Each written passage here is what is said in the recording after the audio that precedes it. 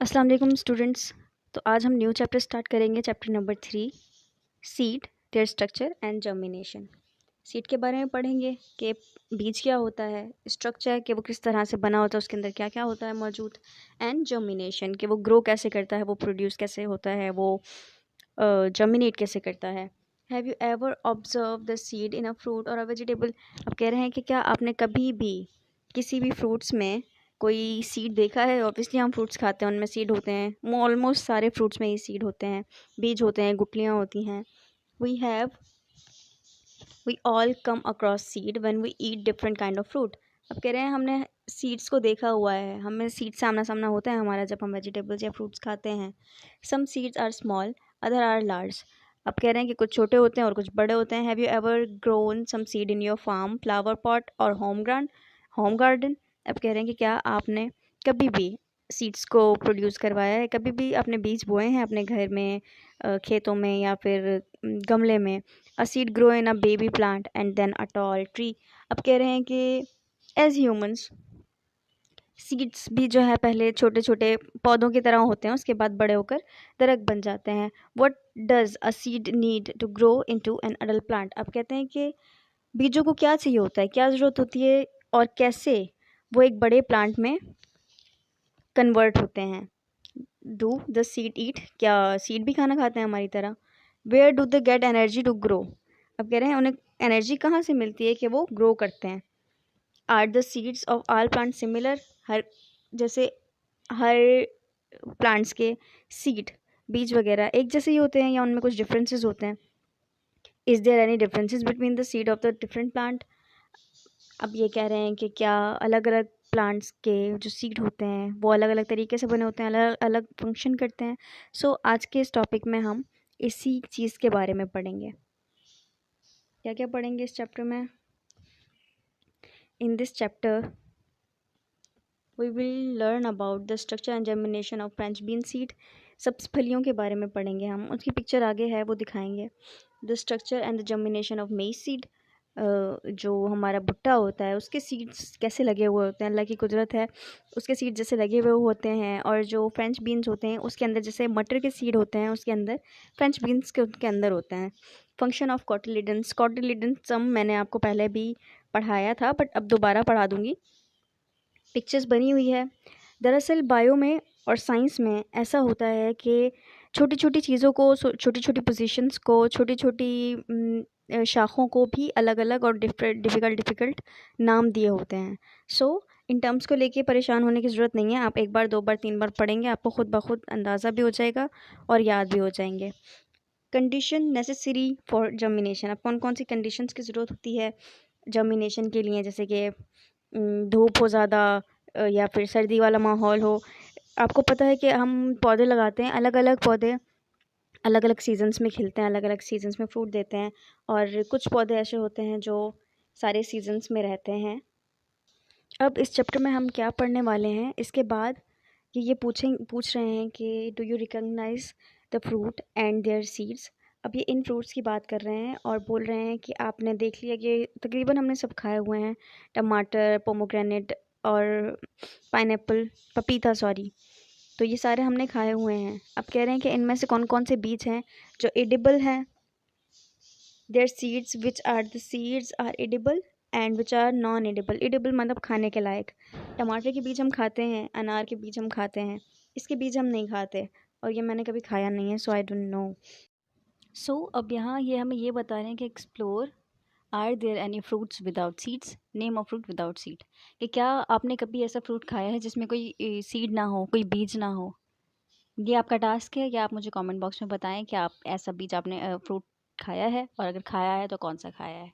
सो अगला टॉपिक देखते हैं हम हमारा, structure and germination of French bean seed. ये हैं फ्रेंच बीन सीड्स, फली।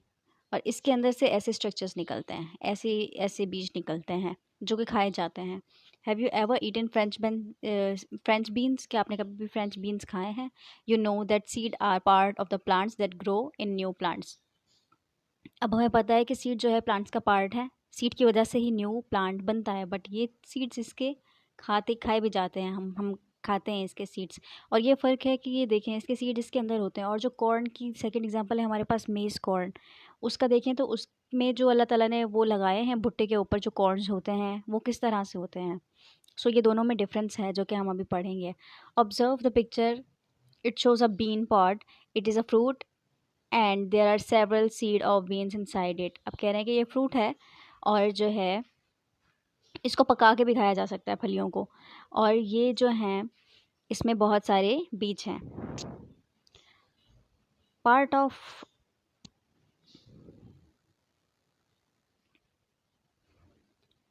French bean seeds. 3 पार्ट्स होते हैं किसी भी प्लांट के। एक होता है उसका सीड कोट, एक होता है उसके कॉटिलिडन्स, और एक होता है उसका एम्ब्रियो। ठीक, अब पढ़ते हैं ये तीनों चीज़ें होती क्या हैं। Part of French beans, each seed is covered on the outside. Seed coat का तो आपको अंदाज़ा हो गया होगा कि जो सीड के ऊपर जो कवर होता है उसको सीड कोट कहते हैं। Each seed is covered on the outside by the seed coat. The seed coat protect the seed coat की वजह से सीड हमारा महफूज रहता है। The scientist call them testa. जैसे कि मैंने अभी बताया कि छोटी छोटी चीज़ों को साइंटिस्ट ने नाम दिया होता है, तो उसके जो छिलका होता है, जो कोट होता है सीड का, सीड कोट, उसको साइंटिस्ट ने क्या नाम दिया, उसे कहलाते हैं टेस्टा। वो टेस्टा कहलाता है। There are small opening inside called micropyle. अब उसमें एक छोटा सा सुराख होता है, छोटी सी ओपनिंग होती है जिसे माइक्रोफाइल कहा जाता है। कॉटिलिडन क्या होता है, सोक अ बीन इन वाटर। कह रहे हैं कि अब एक बीन को जो है पानी में भिगा दें। Remove its seed coat, press it gently between your fingers, it will split into 2 halves. कह रहे हैं कि किसी भी बीज को इसको पानी में भिगा दें, ये जो ऊपर आपको दिखाया गया था, ये इसको आप जो है पानी में भिगा दें। इसके बाद आप देखें कि जो है जब आप इसको निकालेंगे और इसको अपने फिंगर से दबाएंगे तो 2 में टूट जाते हैं, जैसे कि छोले टूट जाते हैं। देखा होगा आपने, ये चीज़ें हमारी नॉर्मल यूज़ की खाने पीने की हैं। तो जब ये 2 में डिवाइड हुए टूट के खुल जाएगा तो ये जो सीड होंगे, देखो मेंशन किया है आपके पास, ये लिखा हुआ है कॉटिलेडन्स, इनको कॉटिलेडन्स कहते हैं। ठीक, इसमें कोई रॉकेट साइंस नहीं, कोई फिजिक्स फॉर्मूला वगैरह कुछ नहीं है, बस सिंपल सिंपल चीज़ों को नाम दे दिए गए हैं। सिंपल नाम नहीं दिए गए, पर सिंपल सिंपल चीज़ों को नाम दे दिए गए हैं। So each have is cotyledon, ये वाला भी कॉटिलेडन कहलाएगा, ये वाला भी कॉटिलेडन कहलाएगा, ये वाला पार्ट बीच का जहाँ पे एरो आपको डायग्राम में शो हो रहे हैं। The plant which have this kind of seeds are called dicotyledons. अब ये याद रखें कि साइंस में डाई मतलब होता है 2 और मोनो मतलब होता है 1। इसी तरह साइंस में माइक्रो मतलब होता है छोटा और मैक्रो मतलब होता है MACRO, मैक्रो मतलब होता है बड़ा। सो डाइकोटिलिडियस मानिए कि जिसमें 2 कॉटिलिडन हो, या फिर डाइकॉट्स। अब French beans plant is a dicot. जो फ्रेंच बीन प्लांट है ये जो बना हुआ है ये क्या है, ये डाइकॉट की फॉर्म है। एम्ब्रियो क्या होता है भाई, embryo inside the split French bean seed we will see and mini plant। अब ये हमारी डायग्राम में बना हुआ है, ये जो है जिस पे मेंशन हुआ गया है, बस ये वाला मिनी प्लांट, इसको एम्ब्रियो कहते हैं। This is called embryo. Embryo is a part of the seed that develop in a new plant. ये एम्ब्रियो एक नए प्लांट को डेवलप करता है। It contain structure that developed into a root. इसमें से एक स्ट्रक्चर निकलता है जिसकी वजह से रूट जो बड़ा होकर रूट बनता है, और stem, leave and new plant. इसमें से जो स्ट्रक्चर एम्ब्रियो में से निकलता है वो बड़ा होकर रूट बनाता है, स्टेम बनाता है, लीव बनाता है, नए प्लांट में बेसिकली कन्वर्ट हो जाता है। अनस्क्रैम्बल वर्ड में हमें क्या बताया गया है, हिंट पढ़ लेते हैं। The scientific term of seed coat, अभी हम पढ़ के आए हैं, scientific term of seed coat is testa. सो हमारा ये स्पेलिंग सही होकर टेस्टा बनेगी। अब सी टॉक, सीड हमें क्या बता रहे हैं, keep it in mind the French bean are dicotyledonous. ये MCQs पॉइंट भी है, बहुत बेसिक सा, कि जो फ्रेंच बीन है वो डाइकोटिलिडियस है, जिसमें 2 कॉटिलिडन पाए जाते हैं, कॉटिलिडन जो डायग्राम में मेंशन किए गए थे। सो सेकंड हमारा टॉपिक आ गया germination of French bean seed. अब इसको जर्मिनेशन करवानी है इस बीज की। Do you know what does germination mean. अब क्या आपको पता है जर्मिनेशन किसे कहते हैं। जर्मिनेशन और seed germination is a process by which seed sprout and being grow.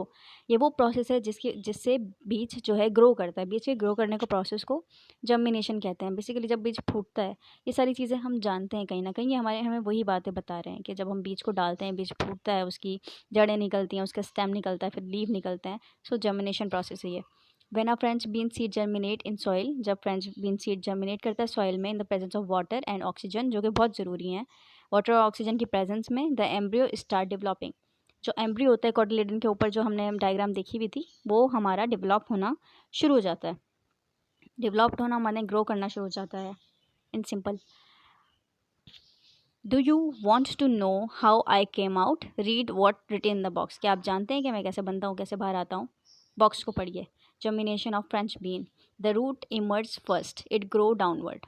French bean में जो रूट्स होती हैं वो पहले फूट के बाहर निकलती हैं और वो नीचे की तरफ ग्रो करती हैं, सबको पता है। ऊपर तो रूट ग्रो नहीं करती, ज़मीन के बाहर रूट्स नहीं आती, रूट जो है ज़मीन के अंदर रहती हैं। The hook like structure emerge from the soil, एक हुक की तरह का एक स्ट्रक्चर सॉइल में से बाहर निकलता है। This hook like structure is called hypocotyl। Hypocotyl. So ये जो आपको डायग्राम दिख रही है ये हाइपोकोटाइल है। मैंने आपको बताया है जैसे छोटी छोटी चीज़ों को साइंस में नाम दिया गया है, तो जो हुक्स लाइक स्ट्रक्चर है बस इसको हाइपोकोटाइल कहते हैं। The hypocotyl pulls the cotyledons containing the embryo out of the soil. अब ये हाइपोकोटाइल क्या करता है, कॉटिलिडन्स जो होते हैं उसका मुंह उसको बाहर की तरफ निकालता है, ये जैसे दिख रहा है इसमें, जिसके अंदर एम्ब्रियो पाया जाता है। The cotyledons that are now above the soil from the tip of the plant। अब cotyledon कह रहे हैं कि ऊपर आ जाता है प्लांट के, ठीक है। जैसे कि हमारा बाहर निकलेगा cotyledon तो उसमें एम्ब्रियो भी होगा, तो cotyledon बाहर आ जाएगा। Then the seed coat falls to the soil. अब ये जो cotyledon है इसका डायग्राम में देखें, ये बाहर निकल के टूट के अलग से गिर रहा है, ठीक है।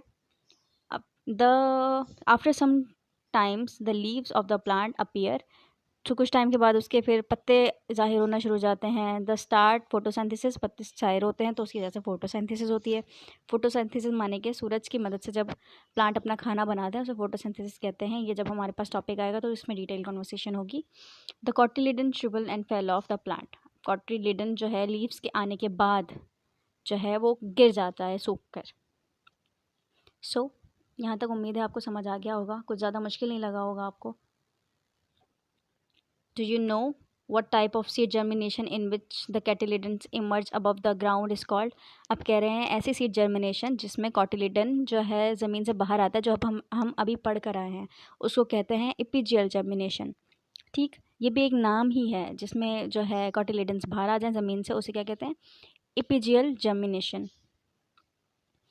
अनस्क्रैम्बल वर्ड में देखते हैं क्या है द गिवन वर्ड। अच्छा, हिंट पढ़ते हैं। The kind of germination in which cotyledon emerges above the ground is called. अभी हम पढ़ के आए हैं इपिजियल जर्मिनेशन। अगर मेरी प्रोनाउंसिएशन में थोड़ी मिस्टेक हो तो आई एम सॉरी, बट मैंने इसी तरह से प्रोनाउंस करना सीखा है।